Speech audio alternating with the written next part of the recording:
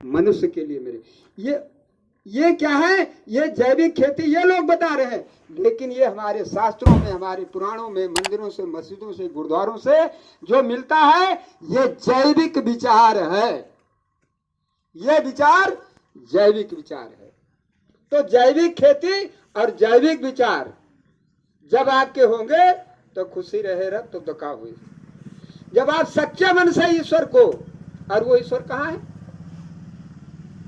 विवेकानंद कहते हैं काका कि जिसने अपने हृदय के अंदर परमात्मा को, ईश्वर को नहीं जाना, वो व्यक्ति मंदिर, मस्जिद, गुरुद्वारे में कभी नहीं प्राप्त कर सकता। देखिए ये सही बात है। महाजनो जैन गता सपंथा। हमारा रास्ता क्या है? रास्ता भूल गए? प्रभु श्री राम, सारे संत महापुरुष जिस रास्ते से चले, चाहे वो भगवान राम हो, कृष्ण रहे हो, कबीर साहब रहे हो, रविदास रहे हो, तुलसी बाबा रहे हो, और यही सनातन संस्कृति है, यही सनातन धर्म है। भैया आइए, आओ आओ भैया। तो मेरा निवेदन यही है कि डीडी साहब जो है, अब आपके सामने जो ये एनजीओ है जो अब की तीसरे साल में चल रहा है, और भाई आप तो आते हैं वहाँ से, दिल्ली से चल करके एनजीओ के माध्यम से, इनकी ये धारणा थी कि हम अपने किसानों को ऐसी ऐसी बात बतावें कि उसमें कोई कोर कसर न रह जाए। तो आज वो डायरी वारी नहीं देना है? अच्छा चलिए, अब मेरा आप लोगों से निवेदन है कि बहुत बातें हो गई, ठीक है? अब इसमें से कोई व्यक्ति जो माइक पर अपनी बात कहना चाहता हो तो वो 10-5 मिनट के अंदर जैविक खेती का कोई प्रश्न हो अथवा जैविक विचार, मान लीजिए यहाँ 1 घंटे से आप लोग 11 बजे से आ गए हैं, काफी समय आप लोग दे रहे हैं, और मैं निवेदन ये भी करूंगा कि जेके बहुत ज्यादा आवश्यक हुए, ठीक है, तो रजिस्टर पर दस्तखत करके चले जाइएगा। लेकिन अगर यहाँ रहने से कुछ बात समझ में आती हो, ठीक है, तो डीडी साहब आ रहे हैं, उनको आप लोग सुन लीजिएगा। और इसके बाद जो है, हम ये नहीं कहते हैं कि आप अपना घी के गगरी घर सुझावे खो जा सुझिया ले भैया, ये इतना बड़ा ना है भाई, तोहार इतना महंग घी जोन बटे अड़ाई जाए तू यहाँ, ठीक है, हमारे ऊपर एहसान उतने रखिए जिसकी एक सीमा है, ठीक है। तो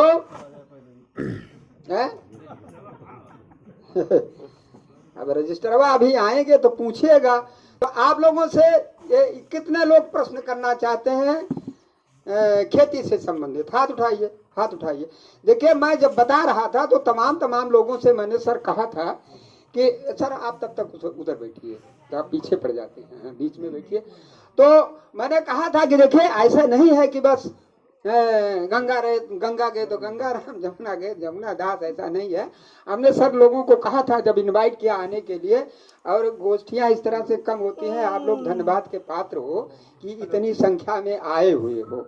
इस पर तो मेरे ऊपर आप लोग एहसान जरूर किए हो, ये एहसान मैं सहर्ष स्वीकार करता हूँ। लेकिन मैंने कुछ लोगों से ये भी कहा था कि आप लोग जो है अपने प्रश्न रखिएगा, खेती से संबंधित, खेती से संबंधित, जैविक खेती से संबंधित कोई भी बात होगी तो प्रणाम महाराज, प्रणाम। आइए प्रभु, आइए उधर से छाया में बैठिए, इधर बुलाइए भाई, आए यहाँ जो लोग आ गए हैं सबका कर्तव्य। विजयपाल जी, पंडित जी आए बैठाइए।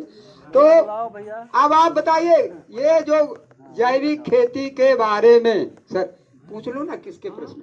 हाँ, जैविक खेती के बारे में अब देखो यहाँ जैविक विचार के भी धुरंधर लोग हैं, ऐसी बात नहीं है। तो अगर जैविक विचार भी किसी के, जैविक विचार का मतलब कि जो भारत की संस्कृति से, धर्म कर्म से जुड़ा हुआ है, उससे संबंधित अगर कोई प्रश्न होगा तो अवश्य आप रखिएगा। लेकिन मुख्य आज जो बात है वो जैविक खेती की। तो हाथ उठाइए, जैविक, क्या कुर्सी उन लोगों के लिए भी रखो, आप लोग भी आइए।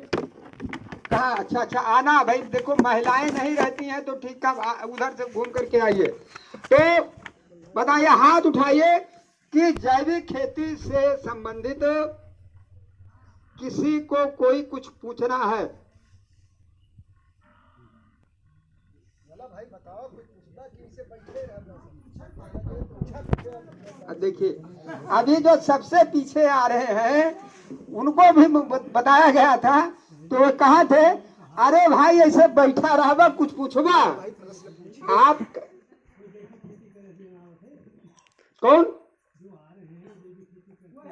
अब ये ना कहा सब जैविक के डिस्कस ना करे चाहिए, जो सुना किया है, जो सुना। एक मिनट सुनिए, एक मिनट सुनिए, एक मिनट सुनिए।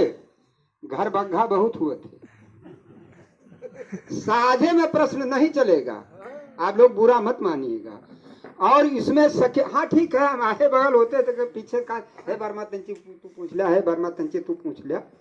एक बात जान लीजिए, आप लोग यहाँ सब विद्वान लोग तो नहीं कह सकता हूँ, लेकिन सामाजिक लोग हैं, बुद्धिजीवी हैं, ठीक है।